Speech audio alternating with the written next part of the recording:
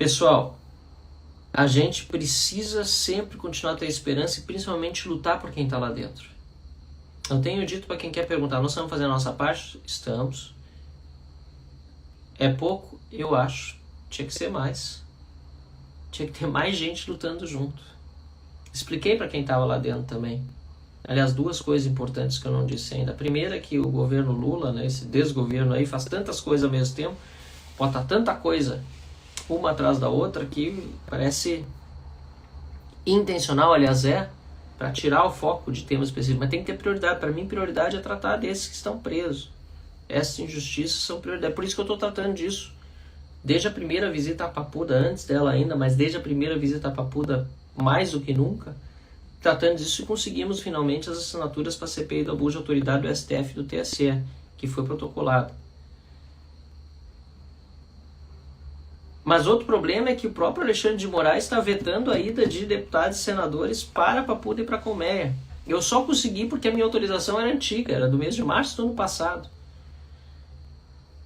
11 senadores, mais o senador Eduardo Girão, que puxa a frente, ou seja, 12, incluindo o líder da oposição, Rogério Marinho, assinaram um ofício em 6 de dezembro pedindo uma autorização que nem é devida, porque deputados e senadores têm o direito e até o dever de fiscalizar quaisquer órgãos e instalações da administração pública, direta e indireta.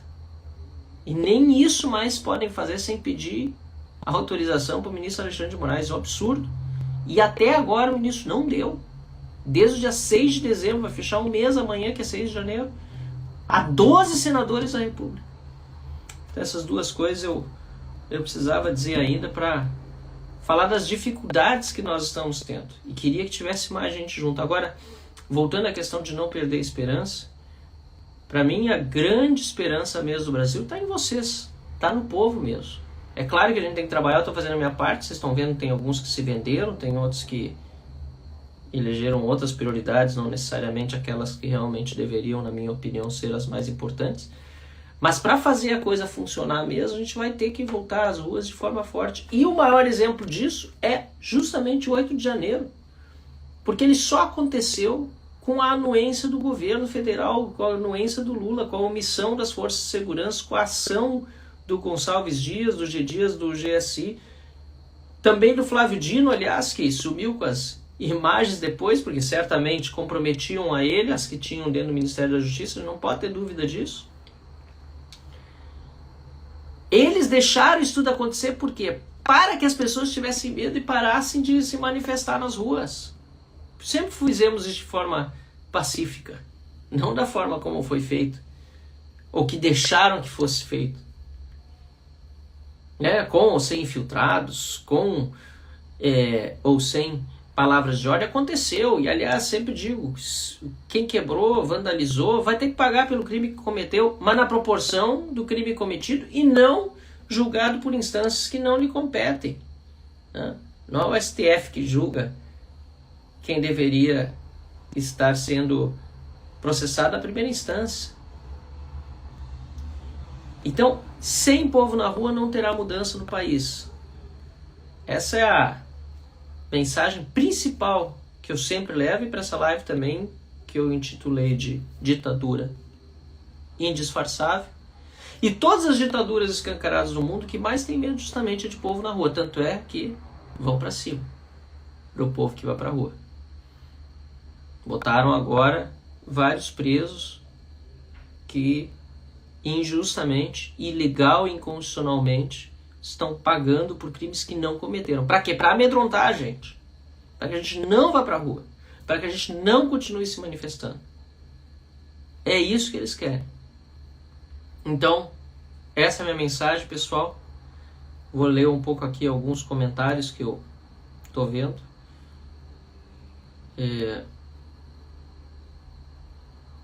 E a gente vai ter que trabalhar muito fortemente para recuperar a nossa democracia. Essa história de democracia inabalada, né, que vão querer contar na segunda-feira, é uma piada de muito mau gosto. A oposição no Senado, né, eu não sei quantos senadores, a última informação que tinha era que mais de 30 assinaram uma nota de repúdio. já demonstrou muito claramente que não quer saber desse tipo de narrativa. O que nós vivemos não é uma democracia inabalada. A democracia no Brasil já se foi. Nós estamos numa ditadura escancarada. Não dá mais para disfarçar.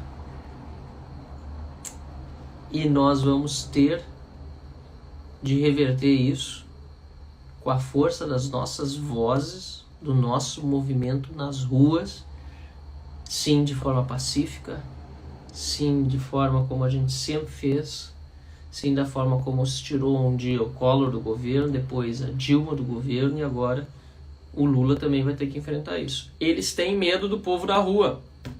Se não tivessem, não tinham feito o que fizeram no 8 de janeiro.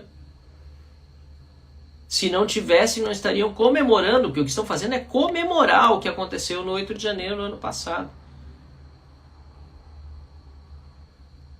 Aliás, Alexandre de Moraes agora dizendo que o plano era enforcá-lo. Só por aí, se esse país fosse sério, não fosse uma ditadura, seria o suficiente para ele ser imediatamente retirado dos casos que está processando, que está cuidando, que está julgando, porque ele é vítima, ou potencial vítima. Como é que vai julgar os réus de um crime do qual ele é potencial vítima? Isso não existe numa democracia, isso não existe num Estado de Direito. O que o Alexandre de Moraes acabou de confessar é que ele está sendo um ditador. Ele confessou que ele é tirano, porque quando ele diz que havia um plano para enforcá-lo e que ele está responsável agora por esses processos todos dessas pessoas que supostamente tinham como um dos seus planos enforcá-lo, ele está assumindo que ele é um tirano, porque se ele é potencial vítima declarada e está processando e julgando essas pessoas, ele está sendo um ditador com poder concentrado unicamente nas suas mãos.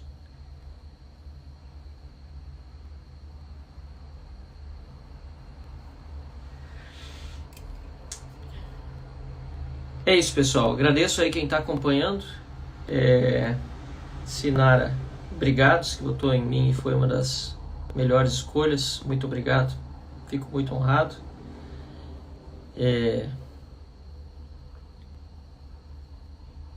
Enfim. Eduardo dizendo que toda manifestação vai ter infiltração. Eu concordo. Aliás, quando começamos a organizar as primeiras manifestações aqui no Rio Grande do Sul, 2014, logo depois da reeleição da Dilma, na primeira manifestação que nós nos dirigimos até, na época, o Tribunal Regional Eleitoral, aqui, pedindo a recontagem dos votos, que depois o PSDB, inclusive, encampou, um pedido de auditoria. Havia gente infiltrada e a gente colocou para o lado.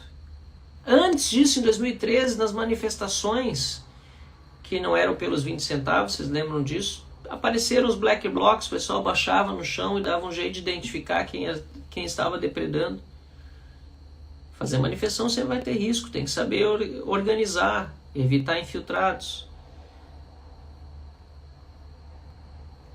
A esquerda vai tentar fazer agora lá no Milei, na Argentina, infiltrados cubanos, venezuelanos, confirmados, agitando lá, como fizeram no Chile, naquelas discussões de alguns anos agora atrás sobre as reformas constitucionais. A esquerda é assim.